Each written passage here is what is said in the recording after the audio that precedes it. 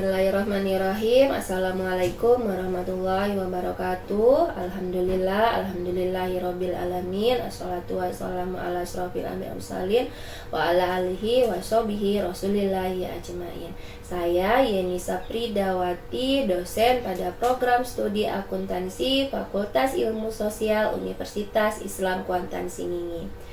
Saya bergabung pada program studi akuntansi Fakultas Ilmu Sosial Universitas Islam Kuantan Singingi pada tahun 2021. Pada semester ini saya diamanatkan untuk mengampu mata kuliah perpajakan 1, di mana mata kuliah perpajakan 1 merupakan mata kuliah wajib prodi dengan bobot 3 SKS. Adapun deskripsi singkat mata kuliah perpajakan 1 yaitu menjelaskan kepada mahasiswa pengetahuan terkait ketentuan pajak secara material sebagai landasan pemahaman dalam pemenuhan kewajiban pajak. Yang kedua, memberikan penjelasan dan pedoman perhitungan dan pelaporan semua jenis pajak kepada mahasiswa. Adapun materi yang akan saya sajikan pada semester ini meliputi pertemuan pertama yaitu definisi perpajakan Indonesia, subjek dan objek pajak. Pertemuan kedua, fungsi dan azas perpajakan. Pertemuan ketiga, pajak penghasilan. Pertemuan keempat, subjek dan objek pajak dalam dan luar negeri. Pertemuan kelima, pelunasan pajak. Pertemuan keenam, perhitungan penghasilan kena pajak. Pertemuan ketujuh, pajak penghasilan karyawan dalam negeri atau pajak penghasilan pasal 21. Pertemuan kedelapan, lanjutan pajak penghasilan karyawan dalam negeri atau pajak penghasilan pasal 21. Pertemuan ke-9, pajak penghasilan pasal 22. Pertemuan ke-10, pajak penghasilan pasal 23. Pertemuan ke-11, pajak penghasilan pasal 26. Pertemuan ke-12, pajak penghasilan 25. Dan pertemuan ke-13 adalah angsuran pajak. Adapun buku atau referensi yang saya gunakan dalam perkuliahan perpajakan 1 yaitu buku Waluyo pada tahun 2019. Adapun buku Resmi Siti pada tahun 2015 dan jurnal-jurnal yang terkait dengan perpajakan 1. Capaian pembelajaran mata kuliah perpajakan 1 meliputi yang pertama, mahasiswa mampu memahami pengetahuan tentang perpajakan yang ada di Indonesia berdasarkan undang-undang yang berlaku saat ini. Kedua, mahasiswa mampu menjelaskan konsep perpajakan. Yang ketiga, mahasiswa mampu mengaplikasikan perhitungan pajak penghasilan pasal 21, pajak penghasilan pasal 22, pajak penghasilan pasal 23, pajak penghasilan pasal 24, pajak penghasilan pasal 25, dan pajak penghasilan pasal 26. Sedangkan aspek penilaian ataupun evaluasi pembelajaran yang saya gunakan, saya berpedoman pada aturan Universitas Islam Kuantan Singingi meliputi 4 komponen. Yang pertama, masalah kehadiran dengan bobot 10%. Yang kedua, masalah tugas dan etika mahasiswa di dalam perkuliahan itu sebanyak 25%. Dan yang ketiga, ujian tengah semester dengan bobot 30%. Dan yang terakhir adalah ujian akhir semester itu sebanyak 35%. Adapun teknik pembelajaran saya yaitu dengan teknik metode ceramah, diskusi, dan tanya jawab. Kenapa saya menggunakan teknik ceramah? Karena menurut saya perpajakan 1 itu disajikan pada semester 3. Jadi mahasiswa di sini masih memahami apa itu dasar-dasar tentang perpajakan. Baik, sekian deskripsi yang saya sampaikan pada mata kuliah perpajakan 1. Saya akhiri, wabillahi taufiq walhidayah. Assalamualaikum warahmatullahi wabarakatuh. Mulai bismillahirrahmanirrahim. Assalamualaikum warahmatullahi wabarakatuh. Waalaikumsalam warahmatullahi wabarakatuh. Baik, selamat pagi semuanya. Sebelum kita mulai ya perkuliahan kita, marilah kita berdoa sama-sama menurut saya dan masing-masing. Berdoa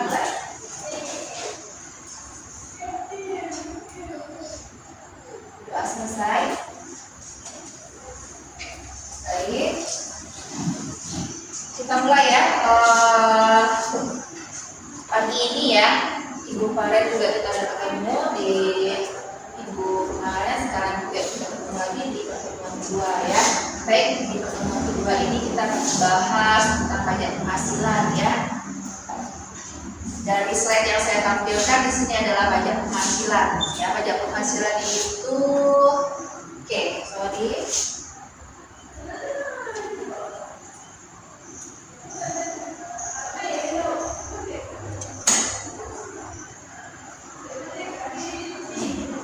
Ya, undang-undang yang mengatur pajak penghasilan. Ya, jadi pajak penghasilan ini diatur oleh undang-undang yang dibuat oleh pemerintah itu pertama kali nomor tahun 1984 ya. Seiring waktu terus berubah ya, undang-undangnya terus berubah dan terakhir itu adalah undang-undang nomor 36 tahun 2008 ya, tahun 2008 mengatur tentang pajak penghasilan. Ya. Setelah itu kita sudah mengetahui nih pajak penghasilan diatur oleh undang-undang dasar ya.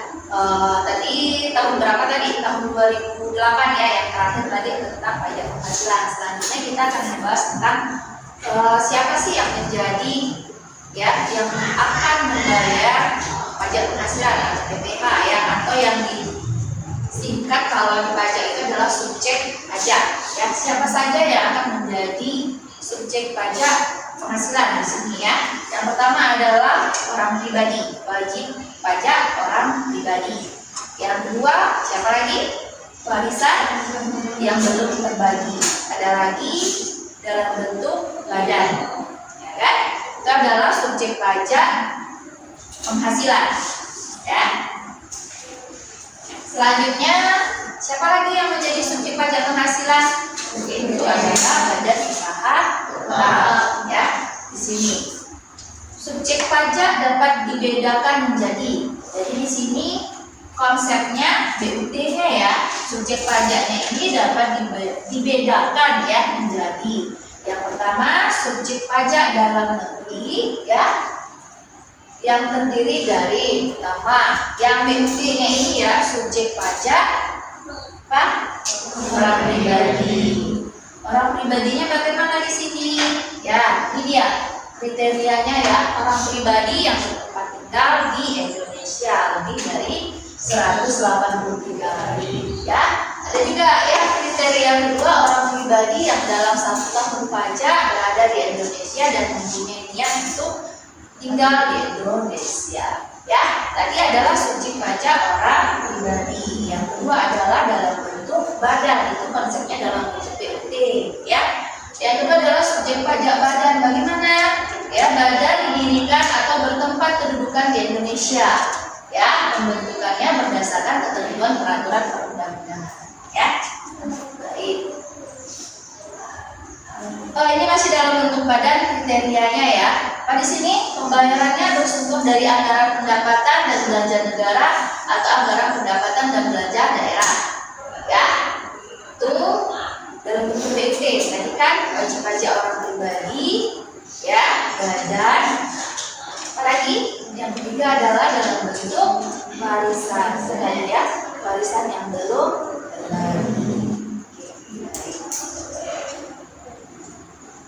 Oke, tadi kita sudah berbicara subjek pajak di dalam negeri. Baik itu wajib pajak orang pribadi, apalagi warisan yang belum terbagi, badan dan badan usaha tetap atau BUT. Ya, selanjutnya ini adalah subjek pajak luar negeri. Ya, bagaimana nih kalau subjek pajak luar negeri? Ya, orang pribadi yang tidak bertempat tinggal di Indonesia, atau ya dia bekerja di Indonesia tetapi tidak lebih dari 183 hari. Itu tidak dikatakan menjadi subjek pajak dalam negeri, tapi dia subjek pajak di luar negeri. Paham ya perbedaannya ya, subjek pajak di dalam negeri maupun subjek pajak di luar negeri. Nih, ini masih perbedaan wajib pajak dalam negeri dan wajib pajak luar negeri tadi yang sudah saya jelaskan juga tadi ya. Oke, paham ya? Nih, kapan nih seseorang menjadi subjek pajak dalam negeri ataupun di luar negeri? Pastinya ya. Kalau di slide di depan itu pada saat kalau WP wajib pajak orang pribadi saat mereka dilahirkan. Ya, setelah itu apa lagi?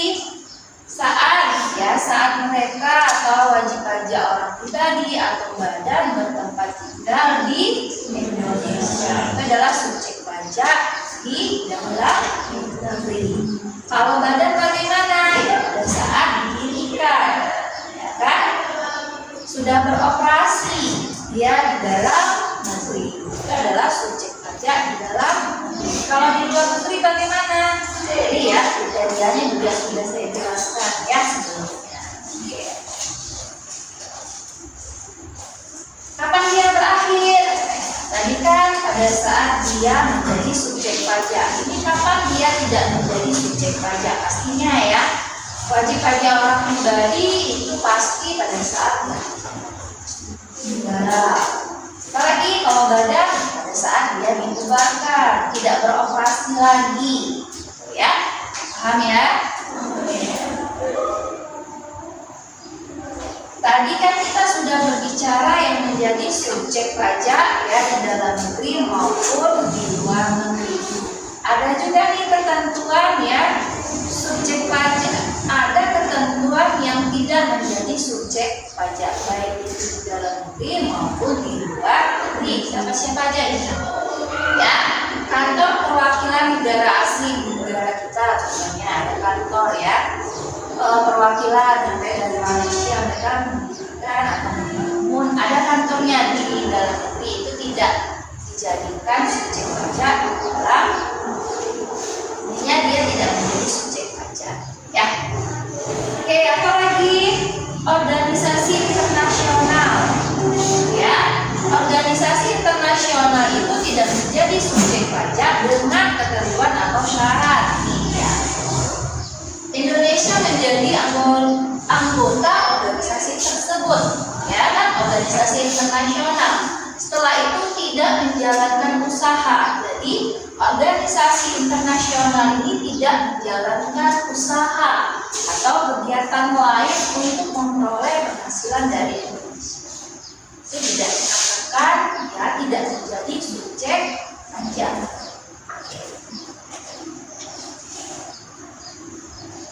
Ada lagi, siapa lagi yang tidak menjadi subjek pajak? Ini dia, ya. Pejabat perwakilan organisasi, ya. Syaratnya apa? Iya, bukan warga negara Indonesia, tidak menjalankan usaha, kegiatan, atau pekerjaan lain oleh penghasilan di Indonesia. Intinya seperti itu, ya. Ada yang bisa menjadi subjek pajak di dalam negeri maupun di luar negeri. Ada juga yang tidak bisa menjadi subjek pajak di dalam negeri maupun di luar negeri. Tadi udah panjang lebar kita membahas apa sih itu pajak penghasilan, siapa yang menjadi subjek pajaknya. Sekarang kita akan membahas tentang objek pajak. Objek pajak penghasilan ya, siapa yang menjadi objeknya? Ya pastinya penghasilan kita ya kan, penghasilan kita ya yang kita hasilkan ya kan, yang kita hasilkan itu akan menjadi objek pajak penghasilan. Di minggu berikutnya ya kita akan membahas ya bagaimana ya pajak penghasilan karyawan ya, pajak penghasilan seandainya saya wajib pajak di dalam negeri, ada penghasilan di luar negeri, bagaimana perhitungannya nanti kita akan bahas ya. Baik itu di pajak penghasilan 21 sampai 25 ya. Oke, ada juga nih objek pajak ya yang tidak menjadi objek pajak. Siapa saja? Ya, bantuan atau sumbangan, ya, termasuk di sini zakat, hibah, ya kan? Warisan yang seperti apa? Tadi kita kan menyebutkan yang menjadi subjek pajak tadi kan ada dalam bentuk warisan yang belum terbagi. Ini ada lagi, kok bisa ya? Ya, warisan tidak menjadi objek pajak, dia mempunyai kriterianya. Di selanjutnya ada dijelaskan, ya.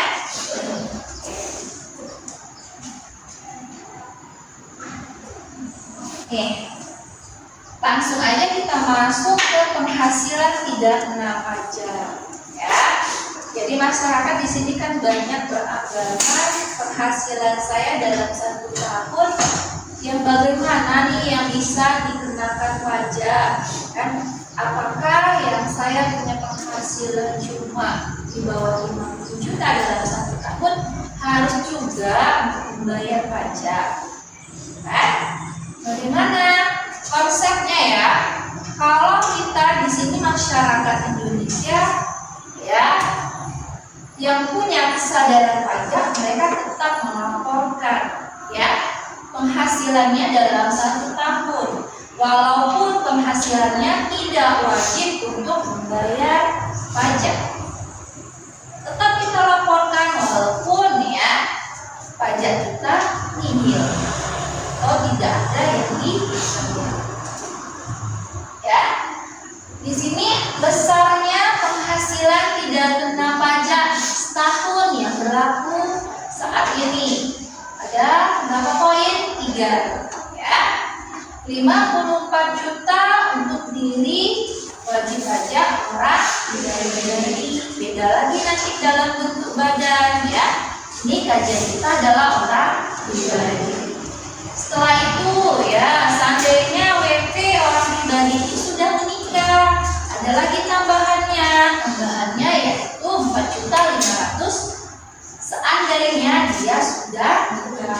Kalau seandainya dia belum menikah bagaimana? Ada tidak tambahannya? Ada tidak? Tidak. Ya, selanjutnya dia sudah menikah dan mempunyai anak. Bagaimana? Ada lagi 4.500.000. Dia maksimal 3. Ya.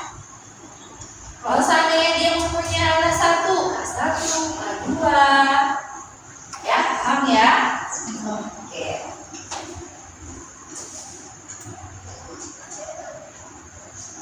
Oke, baik. Tadi kan kita sudah mengetahui nih, besarannya penghasilan kita yang tidak kena pajak segini loh. Ya kan? Sekarang kita membahas tentang tarif pajak penghasilan. Penghasilan yang berapa nih dikenakan tarif 15%, 5% sampai 35%. Penghasilan saya di bawah 50 juta. Tarifnya berapa ya? Kan gitu nih. Berapa ya? Kok gak ada ya penghasilan saya masuk di situ? Yuk, gimana? Otomatis dia nggak kena tarif pajak karena dia di bawah apa? Di bawah ketentuan tarif pajak. Ini ya. Penghasilan 0 sampai 60. Oke, 60 aja di sini ya. 60 itu ada 5%. Di atas 60 itu 15% ya. 250 sampai 500 juta itu 25% sampai 5 miliar itu sebesar 35%. Ya.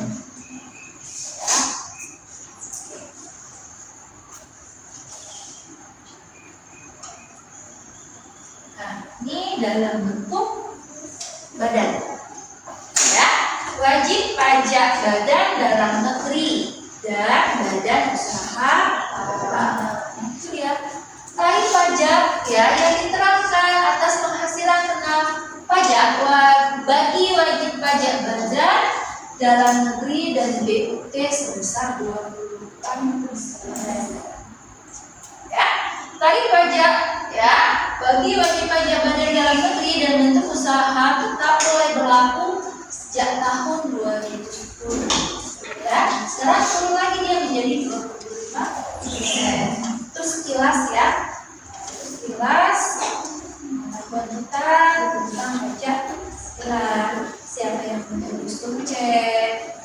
yang tidak menjadi subjek pajak, siapa yang menjadi objek pajak, siapa yang tidak menjadi objek pajak, ya, penghasilan tidak kena pajak itu bagaimana, ya kan, poin-poinnya, tarifnya, apa yang tadi, kisaran penghasilannya. Setelah itu kita belajar bagaimana tarif penghasilan itu seperti apa. Ya, baik, cukup sekian penjelasan dari saya. Silakan yang mau bertanya atau memberikan saran ataupun kritikan, saya terima. Oke, siapa? Oke, Siti, silakan. Saya ingin bertanya, dari pemaparan materi yang sudah disampaikan, sebenarnya seperti apa sih kriteria untuk menjadi subjek pajak di Indonesia itu? Oke, terima kasih. Ya, subjek kriteria subjek pajak di Indonesia. Pastinya warga negara Indonesia, ya kan? Ada mungkin warga negara asing dia ingin bertempat tinggal di Indonesia, itu sudah otomatis menjadi subjek pajak di dalam negeri Indonesia. Ya, oke, seperti itu ya. Ada lagi. Seperti yang kita ketahui ya Bu, kan pajak itu kan bertujuan meningkatkan penerimaan negara sekaligus mendukung pembangunan. Salah satunya itu ada PPh atau pajak penghasilan. Nah, pertanyaan saya, apakah ada bukti atau indikator yang menunjukkan bahwa peningkatan penerimaan PPh benar-benar berdampak pada kesejahteraan masyarakat? Kalau kita berbicara ya, ada sih 3 bukti nih dari pajak yang dipungut pemerintah. Ada nggak sih buktinya? Kalau pajak itu kemarin kan kita udah belajar pengertian pajak itu apa? Iuran dari masyarakat kan yang dipaksakan, kan? Masuk ke kas negara. Apa sih bukti pajak yang udah kita bayar? Apa buktinya? Bukti nyatanya apa? Ya, pastinya salah satunya adalah jalan, infrastruktur baik banyak ya, baik itu dari segi jalan, kesehatan masyarakat di daerah-daerah kabupaten kayak kita yang di kabupaten Kuantan sini, baik di kabupaten yang lainnya, gitu kan? Lihat jalannya udah bagus, ya, sekolahnya udah bagus, layanan kesehatannya, ya, alat-alat di rumah sakit sudah memadai, ya, dari kabupaten tidak perlu lagi ke provinsi karena jarak tempuhnya yang jauh, jalannya yang tidak bagus lagi. Sekarang dari pajak itu ya dialokasikan bagaimana perbaikan jalannya, bagaimana sekolah-sekolah kita yang ada di daerah, gimana ya layanan rumah sakit, alat-alat di rumah sakit, banyak ya. Itu salah satunya. Nah, intinya kita sadar untuk membayar pajak walaupun penghasilan kita belum memenuhi, belum dikatakan wajib untuk membayar pajak. Intinya kita sadar, paham, oh pajak ini toh artinya, oh penghasilan saya segini tidak wajib toh saya membayar pajak, tetapi saya wajib untuk melakukan penghasilan saya walaupun penghasilan saya tidak memenuhi untuk membayar pajak. Intinya sadar kita apa itu artinya pajak, ya. Penerimaan kita di Indonesia yang paling besar kedua ya adalah dari pajak. Intinya pajak itu dari rakyat untuk rakyat, dari kita untuk kita, intinya, ya kan? Gimana nih Indonesia ke depannya lebih baik lagi, ya? Ya? Ada lagi? Tidak ada? Oke, baik ya. Terima kasih sudah mengikuti perkuliahan saya dengan serius ya. Terima kasih juga sudah hadir. Insya Allah kita ketemu lagi di minggu depan. Saya ucapkan terima kasih. Wabillahi taufiq wal hidayah. Assalamualaikum warahmatullahi wabarakatuh.